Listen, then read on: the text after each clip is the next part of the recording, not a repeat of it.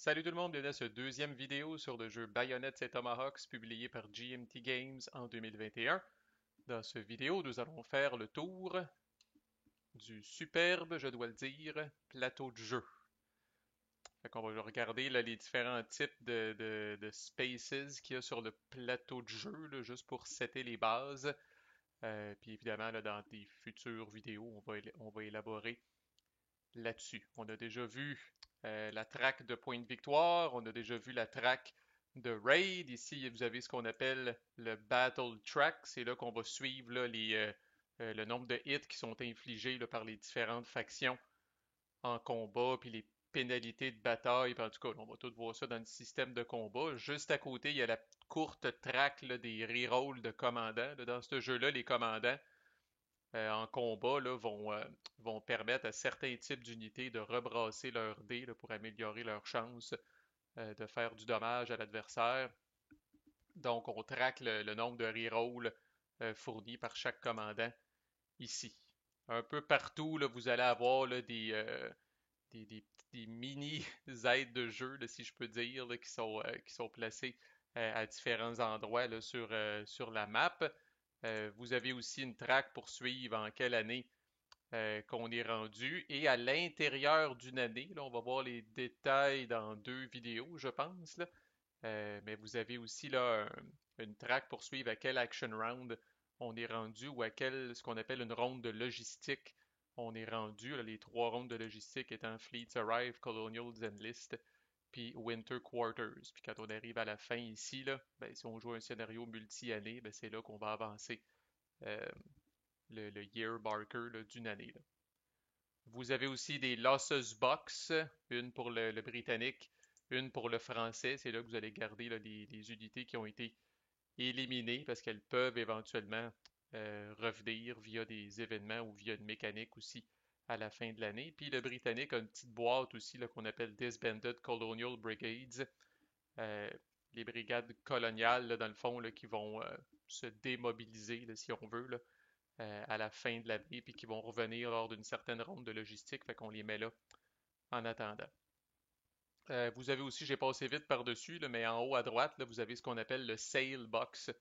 Donc, c'est une boîte dans laquelle vont aller là, toutes les unités là, qui s'en vont en mer, le temps de débarquer quelque part. OK. Bayonetta et Tomahawks, là, s'il y en a qui utilisent la chaîne là, pour grandir dans le monde du wargame, là, c'est un jeu qu'on appelle point to point. Fait que c'est-tu le premier jeu de la sorte que je couvre, peut-être?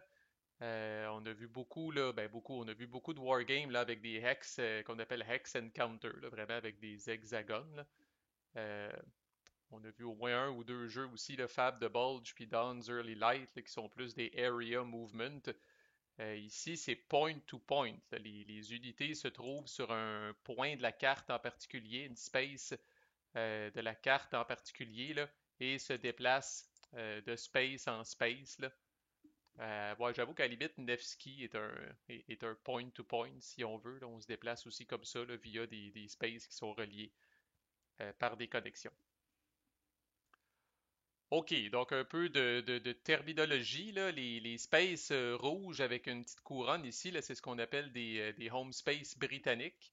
Puis les spaces bleus avec une fleur de lys, c'est ce qu'on appelle des home space françaises. Donc, c'est des spaces qui sont à moins d'indications contraires, à moins qu'il y ait un control marker de l'ennemi qui sont dessus. C'est des spaces qui sont contrôlés naturellement par la faction en question sans même qu'elle ait besoin d'avoir d'unité dessus. Là. Fait qu'on on présume là, qu'ils se sont installés là, là, puis par défaut tout va bien, puis on vit en harmonie, là, mais quand la guerre commence, évidemment, un des objectifs, comme j'ai parlé aux vidéos précédentes, là, c'est d'aller capturer les spaces de l'adversaire, surtout les spaces qui sont encerclés en jaune, on y revient, ce sera pas long.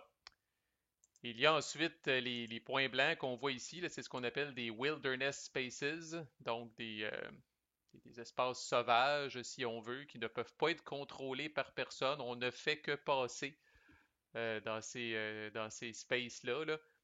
C'est un peu pour réguler le mouvement. Là, évidemment, ça ne ferait pas de sens que vous puissiez bouger d'une shot de Côte du Sud jusqu'à Saint-Georges. Là. Fait que, il y a des spaces comme ça là, de wilderness auxquels Marc a toujours quand même systématiquement assigné un don, là. Euh, mais tu sais, là, il y a pas, faut pas s'attendre d'avoir beaucoup de civilisation dans ces endroits-là, là. Fait que ça peut pas être contrôlé par personne. On ne peut pas non plus raider. On ne peut pas faire de raid sur ces spaces-là, à moins que l'ennemi y ait construit un fort. Fait que si l'ennemi a construit un fort, ben là, il y a quand même encore là un peu de population, un peu de provision, un peu de stock qui est là. Puis là, à ce moment-là, on va pouvoir raider, mais par défaut, aucune faction ne peut raider du space de wilderness. Puis je vous présente les spaces là, en ordre d'importance, si on veut, là. Fait que next, on a ce que le jeu appelle là, des outposts, là, des avant-gardes peut-être qu'on pourrait traduire, là. Euh, donc Grand Saut est un exemple, Pointe-Sainte-Anne est un exemple, Taconnet est un exemple. Alors là, on commence à voir un chiffre à l'intérieur des spaces. Dans le cas des outposts, ce chiffre-là, c'est la valeur en points de raid de cette space-là. Si jamais vous réussissez, par exemple, si le Français réussit à faire un raid sur Taconnet, il va scorer un point de raid.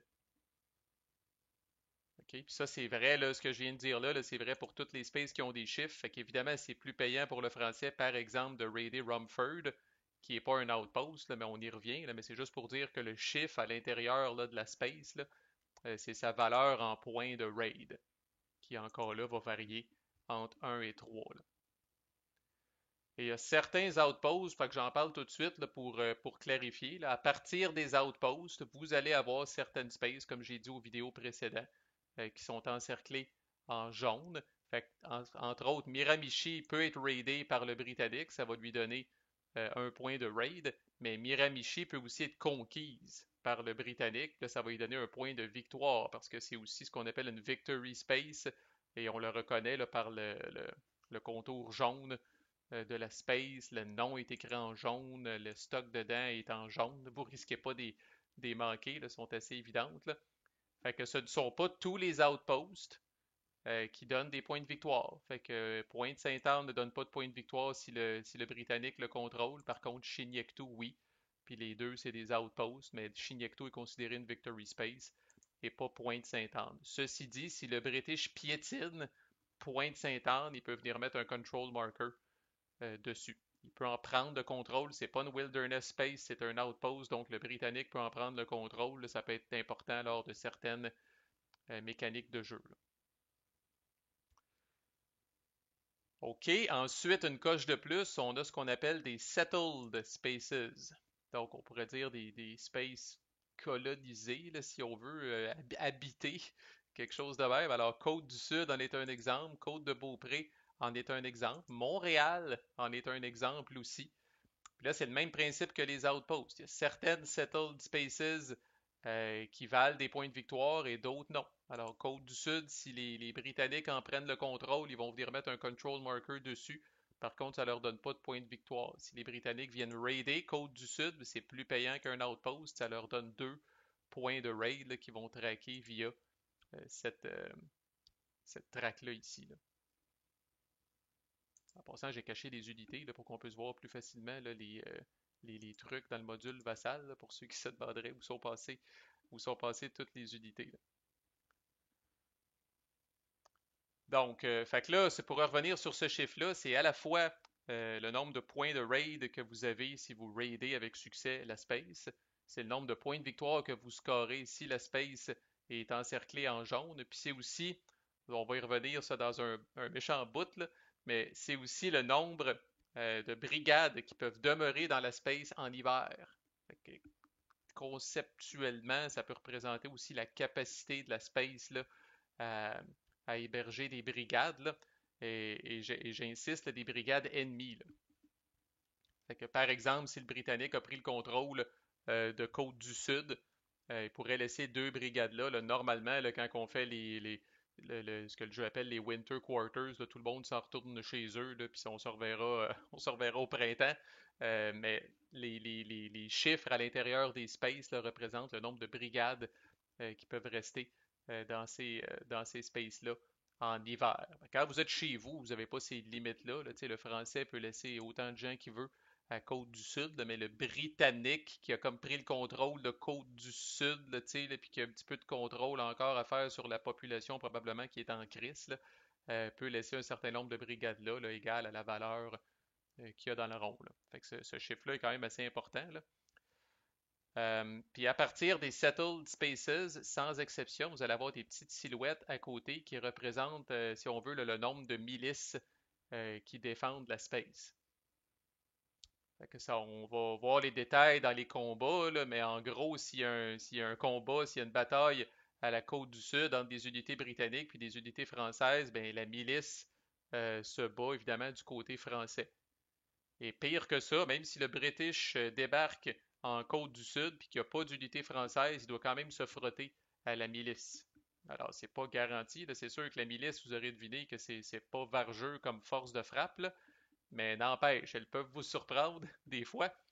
Puis ça fait en sorte au minimum qu'on ne peut pas juste rentrer là avec une seule unité, là, puis bang, on en prend le contrôle. À partir de Settled Space aussi, puis le fait qu'il y ait de la milice, c'est tout relié, là, ça fait en sorte que si le British, par exemple, a conquis la côte du Sud, ben, s'il veut garder le contrôle de la côte du Sud, il va toujours au moins devoir laisser une unité sur place. Si jamais il évacue complètement la space de côte du Sud, la milice se soulève et la milice reprend la space. Fait qu'on peut voir que la milice est comme réprimée tant qu'il y a des unités britanniques qui sont là pour faire régner l'ordre et la loi. Mais comme on dit, le chat est parti, les souris dansent. Alors si le Britannique quitte au complet une space qui a de la milice, donc toutes les settled spaces euh, vont reprendre le contrôle de la space au nom de leur nation. Là. Et pire que ça, même si les British sont ici, puis par exemple les Français sont à Côte-de-Beaupré, puis ils amènent des unités là, pour venir se battre contre les British à la côte du Sud, ben encore là, la milice qui était réprimée, là, voyant leurs amis français arriver, là, se soulève, puis ils se battent eux autres aussi là, pour faire fuir l'envahisseur. Bon, je fais une petite parenthèse pour dire qu'il y a deux sea zones aussi dans le jeu, l'océan Atlantique et le golfe du Saint-Laurent, donc ils sont séparés par la ligne qui est ici. Donc ça, c'est ce qu'on appelle deux sea zones. J'y reviens dans 2 secondes, mais je parle des sea zones pour dire que dans le fond, toute space qui touche à une sea zone est considérée comme une space côtière, une coastal space. Halifax, Annapolis Royal, Cape, Sable, Saint George, York, justement, Côte-du-Sud, Québec. Donc, dès que ça touche là, le moindrement à une sea zone, c'est considéré comme une space côtière. Les spaces côtières, vous l'aurez deviné, là, permettent aux unités qui sont là, si elles sont accompagnées de flotte, qui est un autre type d'unité, de faire une action de sail. Ça va lui permettre de s'en aller là, dans le sail box. Là, donc, c'est très abstrait comme mouvement. Là. Les unités commencent d'abord par s'en aller, sont transportées par bateau, s'en vont dans la sail box. Puis au début de l'action round d'après, les unités débarquent.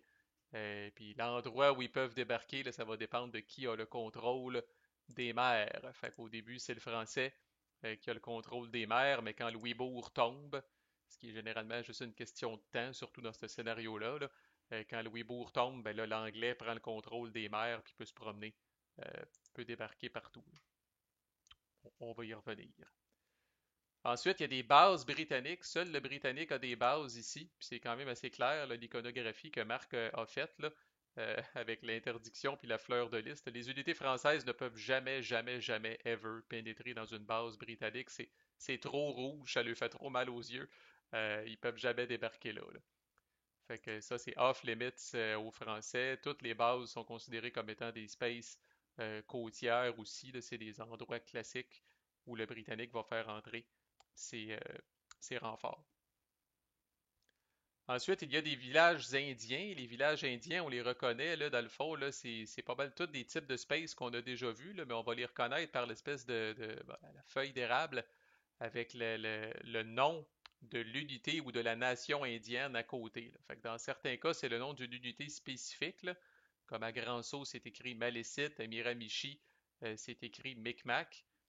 Puis dans le cas là, des villages indiens qui sont situés à l'intérieur de ce qu'on appelle une nation indienne, là, donc la Confédération iroquoise et les Cherokees qui sont ici, là, ben, vous allez avoir plutôt le nom de la nation qui est à côté. Là. Donc ces nations-là vont avoir des unités indiennes, je ne veux pas dire génériques, là, mais ils vont avoir, mettons, 3 unités indiennes iroquoises puis 2 unités indiennes Cherokee qui vont s'en venir ici, là. Tandis que sur les spaces qui sont en dehors des nations indiennes, vous allez avoir le nom d'une unité en particulier, là. Fait que je vais refaire afficher les unités, là. Mais regardez par exemple à Kitanink, c'est écrit Delaware. Fait qu'au début de la game, l'unité indienne Delaware commence là à DOH. Il y a l'unité indienne Mingo qui commence là. Shawanon commence aux Forks de l'Ohio avec un fort français puis une unité légère française et ainsi de suite, là. Donc ça, c'est ce qu'on appelle des villages indiens. Fait que quand c'est associé à une home space, surtout française, là, ben bon, les Micmacs, les Mohawks, c'est-à-dire, sont ici à Albany, là, puis c'est une space britannique, là, mais bon, on s'entend que les Indiens se battent à 90% du temps en faveur du français, du côté du français, là. Euh, mais tout ça pour dire que quand le nom de l'unité est à côté d'une home space, ça va toujours être ça peut être un outpost ou ça peut être dans le cas du Britannique, là, un settled space, là. Mais le point ici, c'est que c'est pas sur un wilderness space. Donc, si le Britannique prend le contrôle, par exemple, de Grand Saut, officiellement, ça ne donne pas de point de victoire, mais on va le voir là, plus tard dans les vidéos, là, ça, entre guillemets, ça conquiert le village indien de Malécite et ça va empêcher la nation indienne Malécite de possiblement revenir en jeu à la fin de l'année sur cette space-là, parce que son village a été, bon, on présume, brûlé, ravagé, peu importe, là. Puis ici, disons que c'est un petit peu plus subtil, là, mais j'y reviens, là. Les nations indiennes, là, j'y reviens dans 2 secondes. Finir le tour d'horizon des spaces, les seuls qui nous restent à parler, c'est les 2 forteresses, donc Québec et Louisbourg, qu'on distingue là, par l'espèce de signe d'étoile autour, et par la présence de 2 bastions au début de la game qui représentent la forteresse elle-même. Les bastions, on va le voir dans une prochaine vidéo, c'est considéré des unités. S'il y a des canons après ça, ça peut tirer sur l'ennemi. Puis bon, essentiellement, tant qu'il y a des bastions sur la forteresse, les défenseurs peuvent ignorer la retraite, là. Ils peuvent tenir la forteresse, là. Ils sont dans les murs, là. Puis c'est une notion un peu là, de siège implanté comme ça, là. Fait que en plus de toute la pile d'unités, là, fait que, tu sais, on s'entend qu'à Québec, il y a du monde en sacrament, là. En plus de tout ça, là, quelqu'un qui se frotte à Québec va se frotter aussi aux 2 bastions et aux 3 milices qui se trouvent ici. Fait que, concrètement, vous pouvez imaginer là, conceptuellement 5 unités de plus à Québec, over and above la pile qui est ici, là. Et il n'y a que le français qui a des forteresses, et une fois que la forteresse tombe, ben, la space de la forteresse est maintenant considérée comme un settled space normal. Une fois que les bastions sont tombés, les bastions ne peuvent jamais revenir, ne peuvent jamais être reconstruits. Alors, une fois que le Louisbourg, par exemple, est tombé, là, essentiellement, il est considéré à peu près comme Montréal, là, comme une settled space, qui est une victory space qui vaut 3 points de victoire. OK. Maintenant, parlons des types de connexions. Il n'y en a pas une tonne. Fait que, on a ce qu'on appelle les highways, que je traduirais pas par autoroute, mais mais vous comprenez le principe, là. Fait que ça, c'est des voies vraiment là, tu sais, fréquemment utilisées. N'importe quel type d'unité peut passer sur cette connexion-là. Là, disons que c'est la connexion la plus permissive qu'il y a dans le jeu, là. On va y revenir quand on va parler des mouvements, là, mais vous avez une petite aide, micro-aide de jeu ici sur le board là, qui vous dit justement qu'un highway, là, tout le monde est autorisé à passer là-dessus. Puis chaque type de connexion a aussi un nombre maximum d'unités qui peuvent l'emprunter à chaque action round. Puis dans le cas d'une highway, c'est 16. Là, personnellement, j'ai jamais vu ça, là, d'être limité pour se déplacer là, d'une space à une autre reliée par un highway, 16 unités, c'est incroyable. Je veux dire, même la grosse crise de pile qu'on voyait à Québec tantôt, là, c'est même pas proche. On a quoi, 8-9 unités là-dedans, là. Puis même affaire avec le Doom Stack ici du Britannique, là, 1, 2, 3, 4, 5, 6, 7, 8, 9, 10. Fait que, tu sais, cette petite pile-là, puis on n'est pas proche encore du 16, là. Fait que bref, Highway, c'est très permissif. Ensuite, on a en pointillé les sentiers ou les paths. Les paths. Alors, Alors ça c'est pas mal plus. Ça prend des, comme on dit en bon québécois, là, des bottes de rubber, puis tu sais là, une boussole, des coffres, faut savoir se promener là-dedans. Donc il n'y a que les unités légères qui peuvent emprunter les sentiers, là. Et là, la capacité est beaucoup plus réduite. La capacité est réduite à 4. Puis ça, des fois, vous allez avoir une pas pire petite pile d'unités indiennes ou d'unités légères, là. Spoiler, mais unités légères, c'est des triangles. Alors ça, des fois, vous pouvez être confronté quand même à la limite de 4, qui vous empêcherait, par exemple, d'amener toute une stack d'unités légères. Mettons qu'il y avait 6 unités légères ici, là. Euh, 3 unités légères françaises puis 3 unités indiennes. Vous ne pourriez pas les amener dans une seule action round d'ici à là parce que vous dépasseriez la limite. Fait qu'on marche dans la trail à la queue leu-leu, là, puis à un moment donné, il y a une limite au nombre de soldats qui peuvent passer. Et ça, c'est une notion fondamentale dans le jeu, là. Vos belles brigades puis vos belles unités d'artillerie ne peuvent pas emprunter les pattes. Ça, c'est très, très, très important, là. Fait que brigade, là, on marche style rangé, là, coude à coude, là, puis en formation, là, puis au pas avec le tambour, puis tout le kit, là. Fait qu'on ça va pas se salir nos bottines dans le bois, là. Fait que ça, c'est très important, là. Fait que là, vous voyez déjà, là, si le wargamer en vous voit déjà des espèces d'axes d'attaque via des highways, là. C'est très intéressant parce qu'on va voir que le jeu permet aux brigades, par exemple, de prendre des actions de construction pour bâtir des routes, pour transformer des sentiers en des routes qui, elles, vont permettre à nouveau à tous les types d'unités de passer avec une limite quand même plus basse, puis une petite restriction au niveau de l'artillerie, mais n'empêche. Fait que c'est une autre raison de pourquoi j'aime jouer des scénarios de plus qu'une année, là, parce que bâtir des routes, c'est plus un investissement à long terme qui va vous permettre, entre autres, c'est surtout le Britannique qui va le faire, qui va vous permettre comme Britannique de menacer là, sur des endroits là, qui sont des endroits autres que les endroits évidents et classiques, là, qui sont ceux où se trouvent des highways.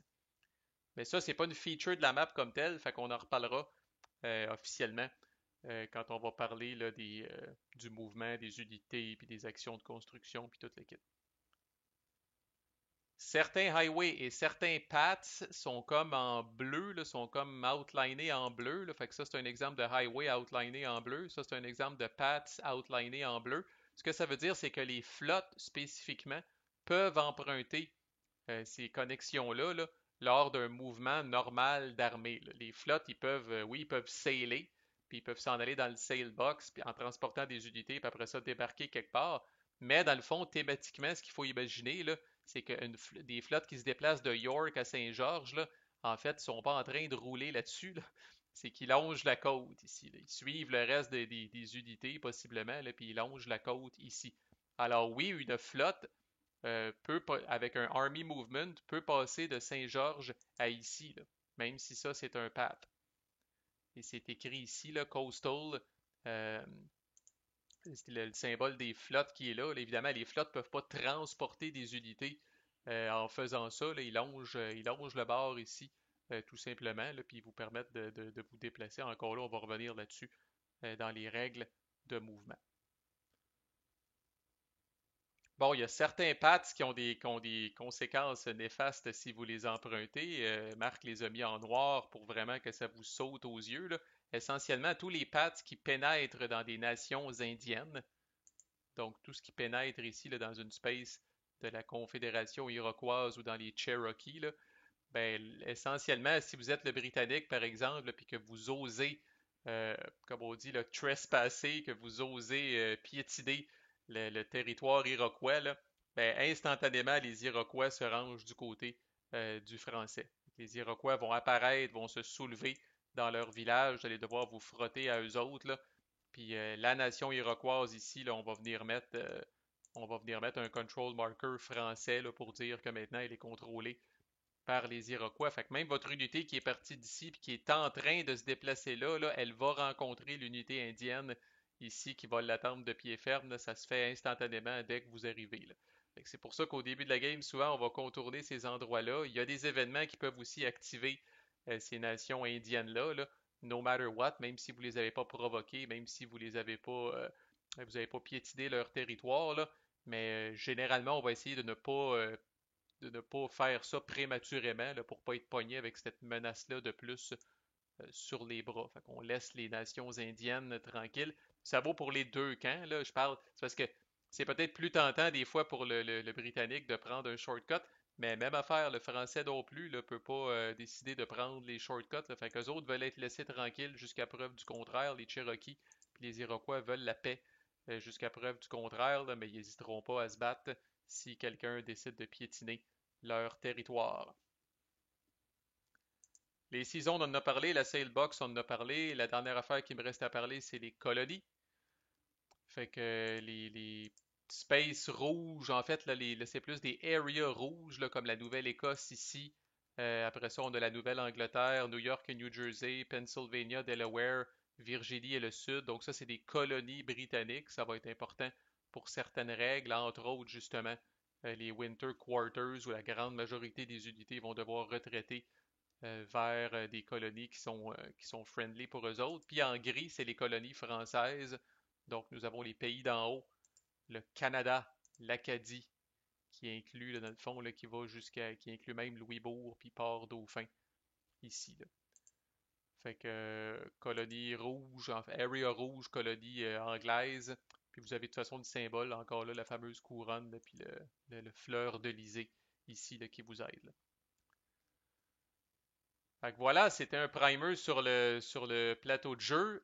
Prochain vidéo, on va voir les différents types d'unités qu'il y a dans le jeu. Là. Puis déjà, vous allez commencer à voir comment ce jeu-là se démarque des autres par justement là, la façon que les unités sont représentées dans le jeu. À plus!